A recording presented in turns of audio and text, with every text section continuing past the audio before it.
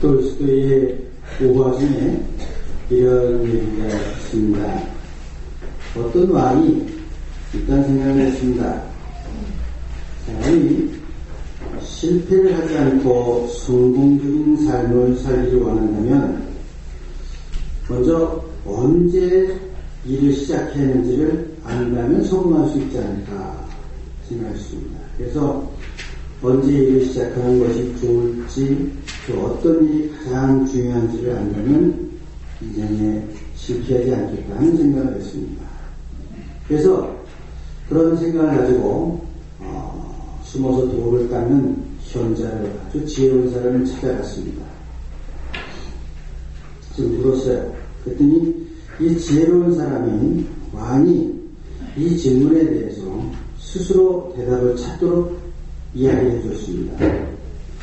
사실 이런 질문은 각 사람마다 그 대답이 다를 수밖에 없습니다. 자기의 자란 환경, 교육, 감정이 서로 다르기 때문입니다. 이 현자가 이렇게 대답을 했습니다. 가장 중요한 순간은 현재입니다. 그리고 가장 중요한 사람은 지금 만나고 있는 사람입니다. 왜냐하면 아무도 어떤 다른 사람이 이 사람을 얻기 위해 또 힘을 쓸지 모르기 때문입니다. 그리고 가장 중요한 일은 이 사람을 위해 선한 일을 하는 것입니다. 왜냐하면 사람들은 바로 그러한 선한 일을 하기 위해 보내졌기 때문입니다.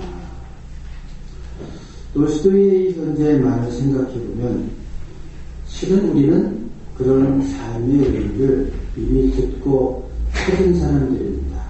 여러분들이 교회 다니면서 내가 의식했는지 안 했는지 모르지만 이미 들었고 또 찾은 사람들입니다. 자기를 필요로 하는 사람이 누구인지를 아는 사람은 자기를 가장 잘 아는 사람입니다. 밖에서 보기에는 많은 것을 이루고 많은 것을 가지고 있는 사람도 개인적으로 만나보면 그렇게 만족해하지 못하는 것을 경험해 봅니다.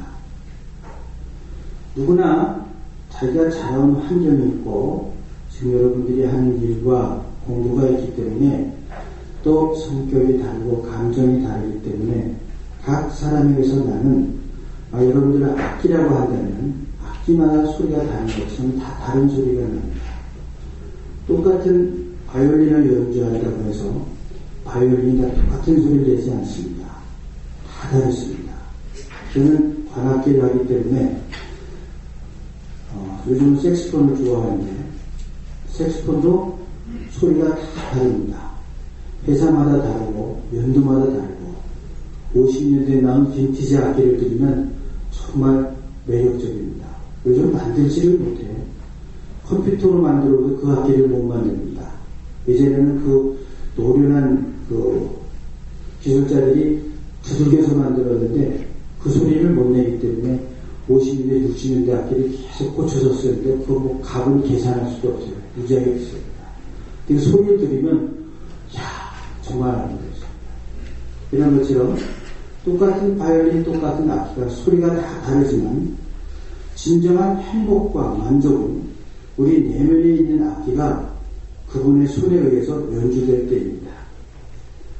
그분이 그 악기를 연주할 때 어떤 악기든지 가장 아름다운 소리를 낼 수가 있습니다. 우리가 잘하고 하는 일이, 감정이, 성격이 다 다릅니다. 하지만 다르다는 건 나쁘다는 게 아닙니다.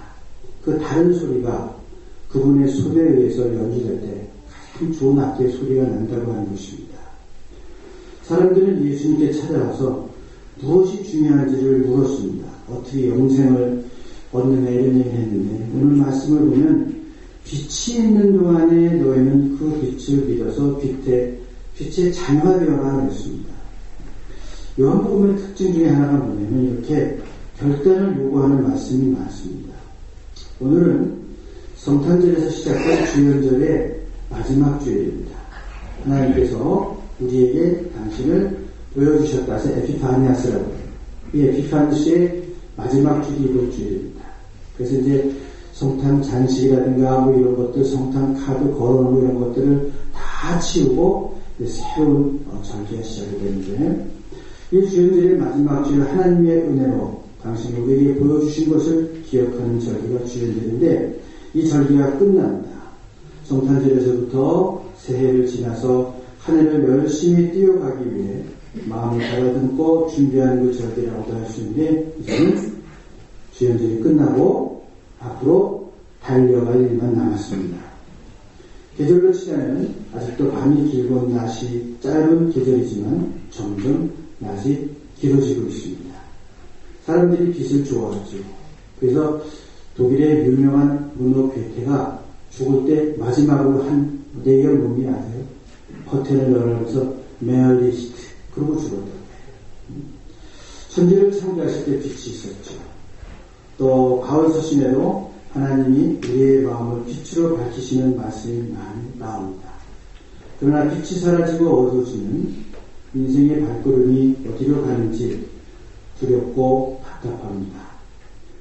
그래서 오늘 말씀은 이 빛 가운데를 걸어가는 주님의 말씀을 저희들이 다시 한번 묵상해 보려고 합니다.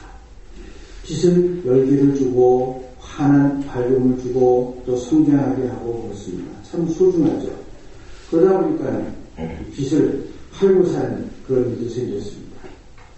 프랑스는 원자력 발전소를 많이 세워서 전기가 나눠들고 이태리는 그걸 안 했기 때문에 여튼 그 전기가 모자랍니다. 그래서 프랑스는 항상 이태리 전기를 팔고 이태리는 딴 거 갖다 팔고 그렇게 살아가고 있죠.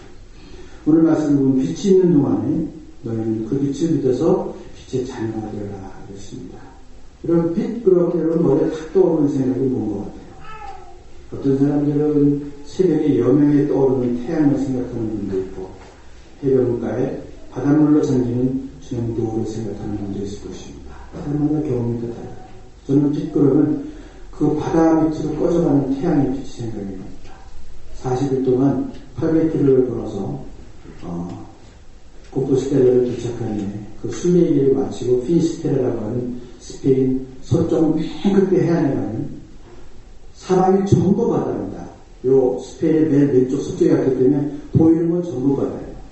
거기서 태양이 지는 장면은 정말 장관입니다. 온 바다가 물들면서 사라져가는데 그 광경과 감격을 짐들이실 수가 없습니다. 또 어떤 분은 또 레스토랑에 촛불을 떠올리는 분위기 있는 분도 있을 것이고 교회의 촛불을 기억하는 분도 있을 것입니다. 요한복음에서 빛이라고 하는 단어는 하나님을 의미합니다. 빛은 하나님을 의미할 뿐만 아니라 하나님 주위에 있는 모든 것을 나타내기도 합니다. 그래서 빛과 말씀은 밀접한 관계에 있습니다. 말씀은 사람들의 귀에 들려지고 그리고 깨닫고 결단하게 합니다. 이 빛, 이 말씀은 하나님이 우리에게 주신 가장 중요한 선물입니다. 성탄절은 그 빛이 세상에 오셔서 사람들이 하나님을 알게 해주신 절기다 이렇게 해석할 수가 있습니다. 그런데 예수께서 이 말씀을 하시고 오늘 보니까 저희를 떠나서 숨으셨다고 했습니다. 이 의미가 한번 생각해 볼 필요가 있습니다. 그분이 말씀을 주시고 떠나서 숨으셨다. 제자들을 떠나시고 또 회중들을 떠나신 것입니다.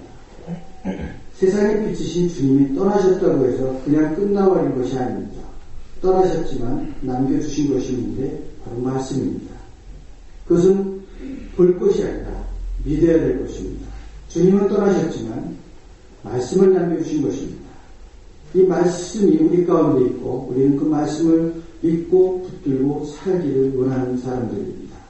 이 하나님의 빛이 우리를 비추시고 때로 휙 우리를 스쳐가기도 하는데 사람들은 세상 일이 너무 많고 그것만을 따르다 보면 깨닫지 못하고 보지 못합니다.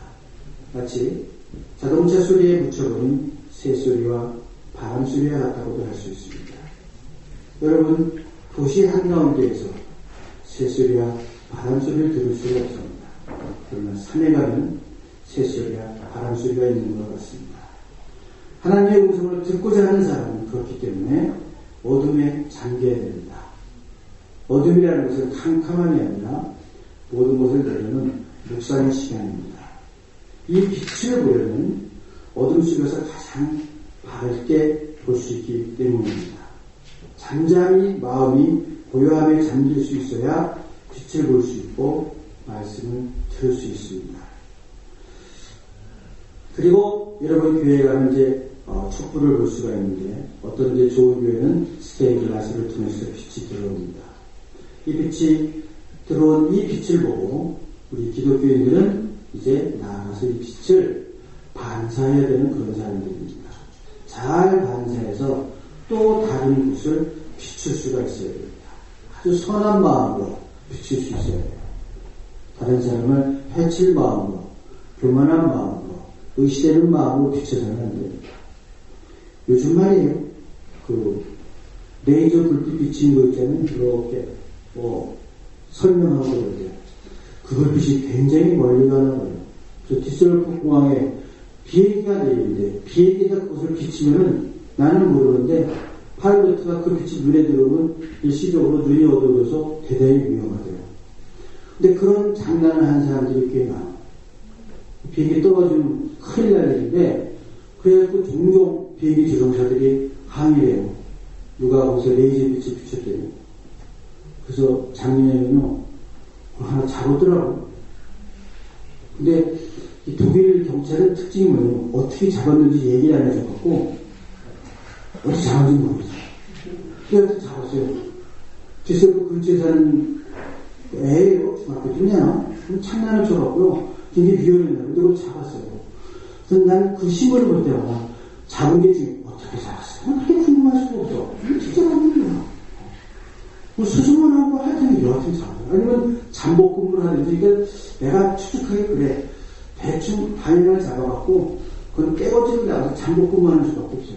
그래서 잡았은 것 같은데 하여튼 잡았어요. 빛이라는데 빛을 비추는 사람이 돼야죠. 선한 곳에 선한 마음으로 비춰야지. 그렇게 무시되는 마음으로 자랑하는 마음으로 그렇게 비춰서는 안 되겠죠. 그래서 우리는 여하튼 그 빛을 보고 빛을 반사하는 그런 좋은 선한 사람들이 되어야 됩니다.